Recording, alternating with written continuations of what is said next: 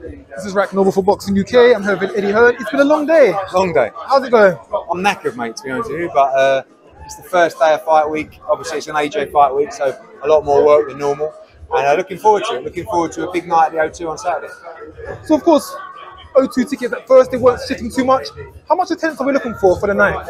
Attendance? Yeah. Complete sellout. We'll be sold out by, I reckon, Wednesday at the latest. We've got a few hundred tickets left.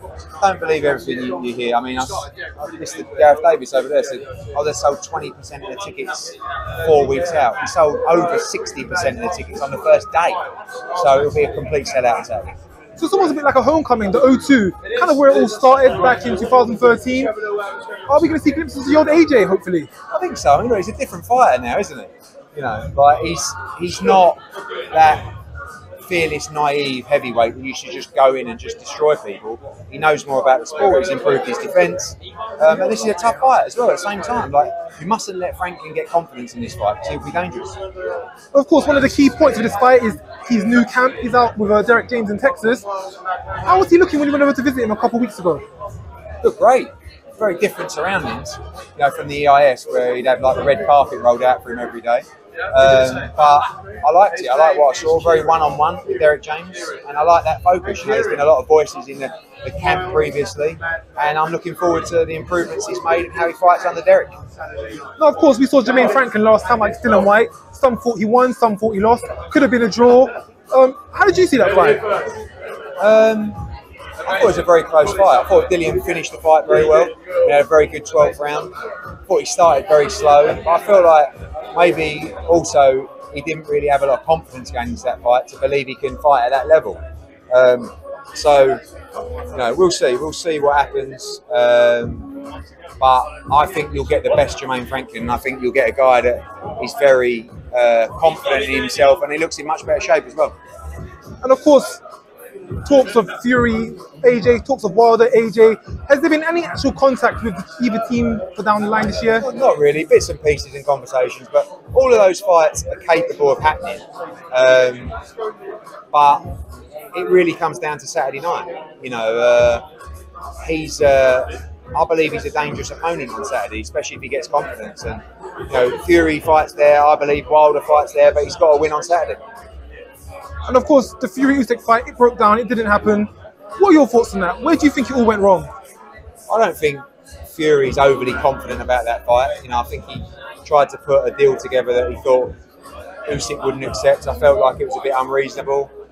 But, you know, the fight, they couldn't get the fight over the line in the Middle East, then there wasn't as much money in the fight, and it's broken down. So, you know, it's a shame, but it's boxing. You are probably the only man in the UK who has got 2 Saudi fights over the line.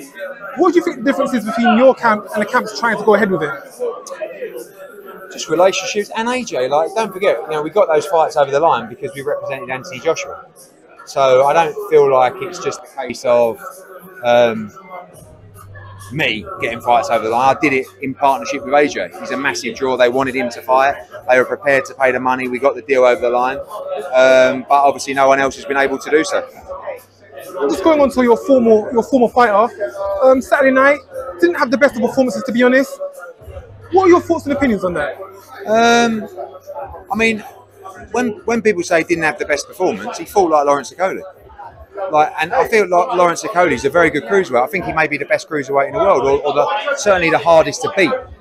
But at the end of the day, like, that's how he fights. He's not entertaining to watch, but he's very effective at what he does. So, you know, I feel that it was Lawrence, and I feel like, you know, he's had a lot of criticism, but it's how he fights. It's been a long night. Just on to the last point. Of course, today we've seen BENN and Chris EUBANK meant to be out in Dubai. What can you tell us about that? How likely is it to happen? Nothing. A lot of people are telling me that fight's signed and that fight's done. It's not. You know, it's the fight that I want to see next. But there's a lot of bad blood between those two at the moment, and that makes a deal very difficult to get over the line. So we'll have to see what happens.